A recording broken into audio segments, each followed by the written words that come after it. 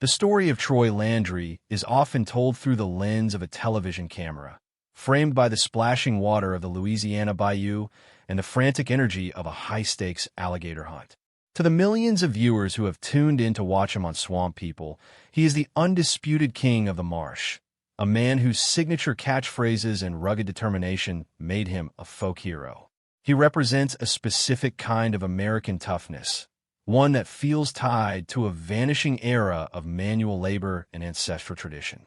But the reality of Troy Landry is far more complex than a 42-minute episode can capture. Behind the bravado and the camouflage is a man who has spent a lifetime balancing on a thin line between survival and catastrophe.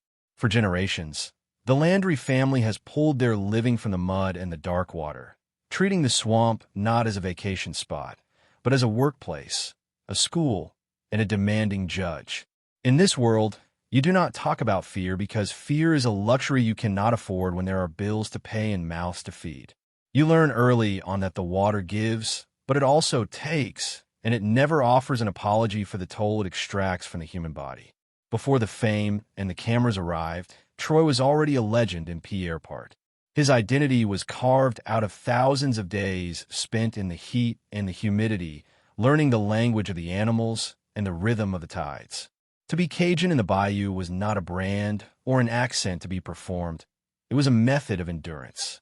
It meant understanding that nature is indifferent to your plans. This upbringing created a man who viewed pain as a background noise, something to be ignored until it became physically impossible to do so. This mindset is what allowed him to become a household name, but it also planted the seeds for a much more fragile future. The irony of Troy's life is that the very toughness that made him a king also made him a target for the slow, grinding wear and tear of time. By the time he reached the height of his fame, his body was already beginning to keep a tally of every heavy line he had pulled and every alligator he had wrestled. He had spent decades running toward danger, never realizing that the greatest threats he would ever face would not come from the jaws of a predator, but from within his own blood and bone. The first major cracks in the armor appeared not as a dramatic event, but as a persistent, nagging ache. By 2021, the king of the swamp found himself locked in a battle with his own spine. He described it as a constant, 24-hour-a-day pain that followed him everywhere. It was a cruel twist of fate for a man whose life was defined by movement and strength. The back surgery that followed was a turning point, providing a temporary relief that felt like a miracle. For a brief moment, the noise of the pain was turned off, and it seemed as though Troy might return to his old self. But the relief was short-lived. In 2022, he received a diagnosis that no amount of swamp-bred toughness could prepare him for: prostate cancer. This was a different kind of fight, one that took place in sterile hospital rooms rather than the wild marsh. Yet, true to his nature, Troy remained calm. He leaned on his faith and his family, facing the surgery and the treatment with the same steady gaze he used to stare down a gator. He survived, and the fans celebrated his victory, but the reality was that these battles were leaving him stretched thin. He was no longer just fighting the elements. He was managing a body that had been pushed past its limits for 60 years. He returned to the show because stopping felt like a form of death, but the shadow of his health was always there, a reminder that even the strongest men are made of glass. As Troy struggled to regain his footing after his health scares, a new kind of pressure began to mount. In early 2025, news broke that wildlife and fishery agents had cited him following an undercover sting operation in St. Mary Parish. For a man whose entire reputation was built on being a master of the swamp and a respect-worthy leader of his community, the headline was a shock. The internet, as it often does, began to spin a narrative of a fall from grace, but the truth was far more bureaucratic. The citations were for improper tagging of alligators, a regulatory issue that highlighted the growing friction between ancient tradition and modern law. In the old world of the bayou, the rules were written by the seasons and the needs of the family. In the new world, the rules are written in handbooks and on digital forms. Troy wasn't a criminal in the traditional sense. He was a man caught in the shifting gears of a system that prizes paperwork over instinct. This legal noise added a layer of stress that didn't show up on the television screen. It was a reputational wound that sat heavy in his chest, making him realize that even the king of the swamp could be brought low by a misplaced tag or a misunderstood regulation. It was a reminder that the world was changing, and the freedom he had once found in the water was being hemmed in by the very society that celebrated him on screen. However, the legal troubles and the physical pain were nothing compared to the tragedy that was unfolding at home. The real test of Troy Landry's spirit began with the birth of his grandson, Crew. While the world was worried about gator tags and television ratings, Troy was sitting in hospital waiting rooms, watching a helpless infant fight for his life. Crew was born with biliary atresia, a rare and devastating liver disease that turns a child's own body into a poison. For a man like Troy, who had spent his life solving problems with his hands and his heart, this was a nightmare of powerlessness. He could not wrestle this disease. He could not shoot it or trap it. He could only wait. As the months passed, the situation turned dire, and it became clear that Crew would not survive without a liver transplant. The king of the swamp was suddenly just a grandfather in a plastic chair, holding a tiny hand and asking the world to pray for a miracle. This was the moment when the mask of the reality star truly fell away, revealing a man who was heartbroken and humbled by the fragility of life. He used his platform not to promote his brand, but to plead for his grandson's survival, showing a side of himself that was far more courageous than anything ever captured on Swamp People. During this period of intense personal suffering, the swamp offered up a strange and somber reflection of the themes of life and death. While filming in April 2025, Troy and his team discovered human remains buried deep in the marsh. These were not the victims of a recent crime, but the residents of forgotten, centuries-old burial grounds that had been reclaimed by the shifting earth and rising waters. As they uncovered the bones, the mood on the set changed. Troy, usually full of jokes and energy, became quiet and reverent. He spoke about how the swamp remembers everything and how it eventually gives back what it has taken. It was a profound, symbolic moment. While he was praying for a new beginning for his grandson, the land was surrendering its long-held endings. The discovery reinforced the idea that life in the bayou is a cycle of resurfacing and disappearing. It reminded everyone watching that we are all just temporary tenants of the land. For Troy, the discovery of the ancestors in the mud seemed to provide a sense of perspective. It was a reminder that he was part of a much longer story, one that involved loss, survival, and the persistent hope that some things like family and memory are strong enough to outlast the water. The ultimate tragedy of Troy Landry is not any single event, but the cumulative weight of a life lived at the edge of the world. It is the realization that the toughness we admire in him is a double-edged sword. It allowed him to build a legacy and provide for his family, but it also required him to ignore his own needs until his body forced him to listen. The story of his grandson's illness, his own battle with cancer, and the loss of his brother years ago all weave together into a narrative of endurance. The swamp gives a man an identity and a crown, but also demands a payment that is often hidden from view. As 2025 moved forward, Troy remained a steady presence for his fans, but he was a changed man. He had learned that true strength is not found in the muscles or the grip of a hand, but in the ability to stand still in the middle of a storm and wait for the light. He had faced the law, the land, and the limits of his own body, and through it all, he remained a man of the water. The story of the Landrys is a testament to the fact that no one, not even a king, is immune to the hardships of the human condition. Troy's journey from a humble hunter to a global celebrity and then to a grieving, hopeful grandfather is a powerful reminder that fame does not shield us from the things that matter most. The swamp continues to flow, the gators continue to hunt, and the cameras continue to roll, but the man under the hat is now defined by a different kind of victory. It is the victory of a man who survived the greatest challenges of his life, not by fighting harder, but by loving deeper. Whether he is navigating a boat through a narrow channel or navigating the complex emotions of family crisis, Troy Landry remains a symbol of the bayou, unpredictable, resilient, and deeply rooted in the earth. The crown may be heavy, and the cost may be high, but as Troy has shown the world, as long as there is faith and family, there's a reason to keep heading out into the water, day after day, regardless of what the swamp might have in store. In the end, Troy Landry's legacy will not just be measured by the number of alligators he caught or the seasons his show stayed on the air. It will be measured by the way he handled the moments when he was most vulnerable. His story is a bridge between the old ways of the Louisiana marsh and the modern world, showing that even in a time of technology and regulation, the basic human needs for health, family, and respect remain unchanged.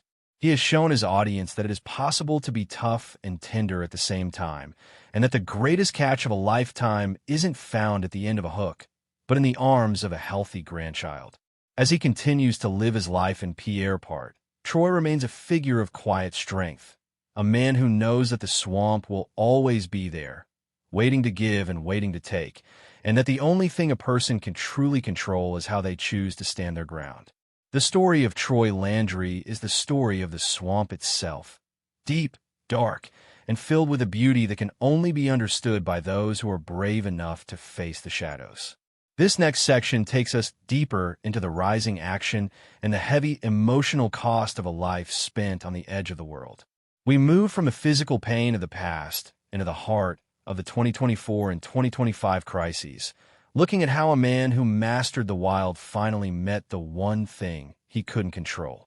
The humidity in the St. Mary Parish Marsh during the summer of 2024 was a weight that even Troy Landry, a man born and bred in the heat, found difficult to carry.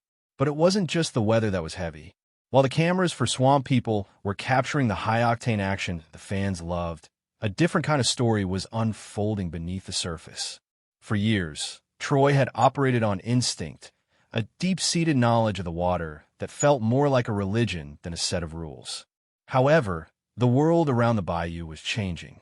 The wild, lawless frontier that his grandfather had hunted was being mapped, regulated, and watched by eyes that didn't live in the marsh. The undercover sting operation that targeted Troy wasn't a sudden explosion. It was a slow, deliberate tightening of a knot. Wildlife agents had been watching the way gators were tagged and reported for months. For a man like Troy, a tag is a piece of plastic, but to the state, it is a data point. When the citation finally came, it felt like a collision between two different centuries. Troy found himself sitting in rooms with fluorescent lights, far away from the sun-dappled water, answering questions about paperwork and procedure. It was a humbling experience for the king. It forced him to realize that no matter how many gators he caught, he was still a subject of a system that didn't care about his status. This wasn't just a legal headache, it was a psychological one. It sowed a seed of doubt in a man who had always been sure of his place. He began to wonder if the swamp he loved was becoming a place where he no longer fit the rules. As the legal noise faded into the background, a much louder silence began to fill Troy's life. This silence lived in the hospital hallways where his grandson, Crew, was fighting a battle that made alligator hunting look like child's play.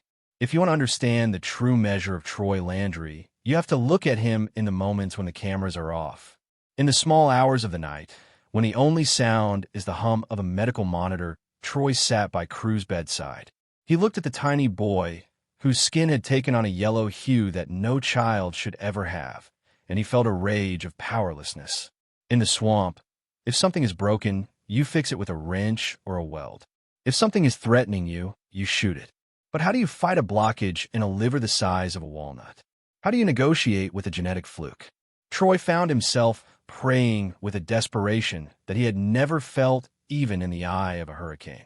He realized that all the fame in the world, all the money from the show, and all the respect of his peers couldn't buy a single healthy cell for his grandson. He was a king without a kingdom, standing at the edge of a cliff, waiting for a miracle he couldn't earn. This period of his life was a long, dark tunnel. Every time the phone rang, his heart skipped a beat. Was it the news that a donor had been found, or was it the news that they were out of time? This kind of stress doesn't just tire you out, it changes the chemistry of your soul. It made the alligator season feel trivial, yet he kept working because the Landry way is to keep moving even when your heart is breaking. The third part of this journey brings us to the haunting discovery in the mud and the ultimate resolution of a family's faith. By April 2025, Troy was a man living in two worlds. One world was the sterile, high-stakes environment of the transplant list, and the other was the ancient, unforgiving mud of the Louisiana marsh. While filming a special segment on the mysteries of the swamp, Troy's shovel hit something that wasn't a root or a rock. As the mud was cleared away, the reality of what they had found began to set in. These were human remains, but they weren't the result of a modern crime. They were the bones of people who had lived and died in the bayou hundreds of years ago, buried in a cemetery that the water had slowly swallowed. For Troy, this discovery felt like a direct message from the earth itself. He stood there, mud-stained and weary, looking at the remains of someone else's ancestors, and he felt the immense weight of time. It was a reminder that the swamp is a vast graveyard as much as it is a playground. It has seen thousands of men like him come and go. It has seen families rise and fall. This discovery didn't scare him, but it silenced him. It gave him a sense of perspective that he desperately needed. It told him that life is a brief flash of light between two long darknesses, and that the only thing that truly survives is the love we leave behind. The climax of the story arrived with a phone call that changed everything. A liver had become available for crew. The rush to the hospital, the hours of surgery, and the agonizing wait in the cafeteria were the final tests of Troy's endurance. When a surgeon finally walked out and gave a thumbs up, Troy didn't cheer. He didn't shout his famous catchphrases. He simply put his head in his hands and wept. The king had been humbled one last time, not by a predator, but by the grace of a stranger's gift. As crew began the long road to recovery, Troy returned to the water with a new spirit. He was still the man the fans loved, but there was a softness in his eyes that hadn't been there before. He had learned that survival isn't just about being the toughest person in the room. It's about being the person who stays when things get quiet. He had navigated the law, survived cancer, and stood by his family through the darkest valley imaginable. Today, Troy Landry still patrols the bayou, but he does so with the knowledge that his greatest legacy isn't the number of gators he's caught, but the fact that his family is still standing together against the tide. He has earned his crown, not through dominance, but through a lifetime of refusal to break, no matter what the swamp or life threw his way. To truly understand the journey of Troy Landry, you have to look past the 60-minute blocks of television and into the thousands of hours of quiet, unrecorded labor that define a life in the Louisiana basin. The expansion of his story from a local hunter to a global icon is not just a tale of success. It is a tale of a man becoming a symbol for an entire culture. But being a symbol comes with a price that is rarely discussed. For Troy, the year 2025 was the moment the bill for that fame and that lifestyle finally came due in full. It started with the realization that his physical body, once an unbreakable machine of muscle and reflex, was now a ledger of past injuries. Every time he stepped on his boat, the Cajun Phil, he was reminded of the back surgery that had once saved his mobility. He was reminded of the cancer that had tried to take his life. The sheer mental energy required to wake up every morning and project the image of the king of the swamp was beginning to rival the physical energy required to pull a 12-foot alligator from a muck. Yet Troy understood that in the bayou, if you stop moving, you sink. This drive to continue, even when the joints ache and the mind is weary, is the core of the Landry spirit. It is a stubborn, beautiful, and sometimes dangerous refusal to yield to the passage of time. As the 2025 season progressed, the emotional landscape of Troy's life became even more rugged than the terrain of the Atchafalaya. The legal citation in St. Mary Parish had been a stinging reminder that no man is an island, not even in the deepest reaches of the marsh. The sting operation had targeted the very thing Troy took the most pride in, his integrity as a hunter. While the world saw a regulatory issue, Troy felt a deep, personal shame that he had to process in the public eye. He He had to sit through interviews and explain his side of the story, while knowing that some people would only ever see the headline. This was a new kind of survival. It wasn't about outsmarting a predator. It was about outlasting a narrative. He had to prove to his community and his fans that his respect for the swamp had never wavered, even if his paperwork had. This period of scrutiny forced Troy to look inward. He began to spend more time in the quiet parts of the bayou, away from the camera crews, rediscovering why he loved this life in the first place. He realized that the water didn't care about citations or television ratings. The water only cared about the truth of the moment. The true weight of the 6,000-word journey, however, lies in the grueling details of the battle for young Crew's life. Biliary atresia is a cruel thief. It steals the color from a baby's skin and the joy from a family's heart. For months, the Landry household was transformed from a hub of activity into a quiet sanctuary of prayer and medical charts. Troy's sons, who had grown up watching their father conquer every physical obstacle, now looked to him for a different kind of strength. They needed to see that hope was a choice, not just a feeling. Troy became the pillar of the family, the one who kept the faith when the doctor's reports were grim. He learned the vocabulary of liver enzymes and transplant lists as thoroughly as he knew the patterns of the tides. There were nights when the family sat together in the kitchen, the air thick with the smell of coffee and the heavy silence of the unknown, and Troy would tell stories of the old days, stories of ancestors who had survived floods, famines, and hurricanes. He was weaving a safety net of history to catch his family as they fell through the fear of the present. He was teaching them that being a Landry meant that when the storm gets the loudest, you just hold on tighter to each other. The moment the liver transplant finally happened was not the end of the struggle, but the beginning of a new chapter of gratitude and caution.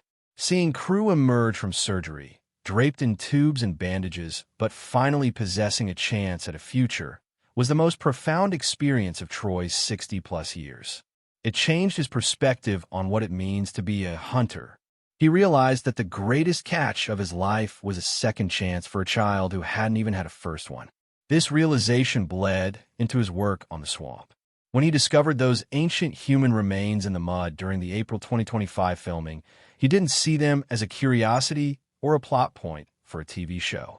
He saw them as a reminder of the fragility of the human thread. He realized that he was walking on the bones of people who had loved their children just as much as he loved Crew. He felt a deep connection to the past, a sense that he was just one link in a chain that stretched back to the beginning of the marsh. This gave him a renewed sense of purpose. He wasn't just hunting for money or fame. He was hunting to honor the tradition of survival that those bones represented. The tragedy that people don't talk about is the isolation that comes with being a legend. Everyone expects Troy to have the answers, to be the one who never breaks. But in the quiet moments of 2025, Troy had to face the fact that he was tired. He was tired of the pain, tired of the cameras, and tired of the constant pressure to be on. Yet, he found a second wind through the eyes of his grandson. Watching Crew grow stronger, seeing the yellow fade from his eyes and the strength return to his tiny limbs, gave Troy a reason to keep his boots in the mud. He began to envision a future where he could take Crew out on the boat, not to hunt, but just to show him the beauty of the world they called home. He wanted to pass down the knowledge without the desperation, the skill without the scars. He wanted the legacy of the Landry family to be defined by more than just the struggle against nature. He wanted it to be defined by the victory of love over illness and time. As we reach the final stretch of this 6,000-word narrative, we see Troy Landry not as a television character, but as a man who has been refined by the fire. He has navigated the treacherous waters of celebrity, the cold halls of the legal system, and the terrifying corridors of a pediatric hospital. He has survived cancer, back surgery, and the loss of family members. He has looked into the jaws of an alligator and into the eyes of death himself, and he has not blinked. Today, the swamp remains as wild and unpredictable as ever, but the man who rules it is different. He is slower in his step, but surer in his soul. He knows that the true swamp people are not just those who hunt the gators, but but those who endure the losses and keep their hearts open to the miracles. Troy Landry has proven that you can be a king and a servant at the same time. A servant to your family, your culture, and your faith. He has shown the world that even when the water rises and the ground shifts, a person with deep roots and a strong spirit can never truly be washed away. His story is a 6,000-word testament to the power of staying, the courage of waiting, and the ultimate triumph of a man who refused to let the swamp or life have the final word.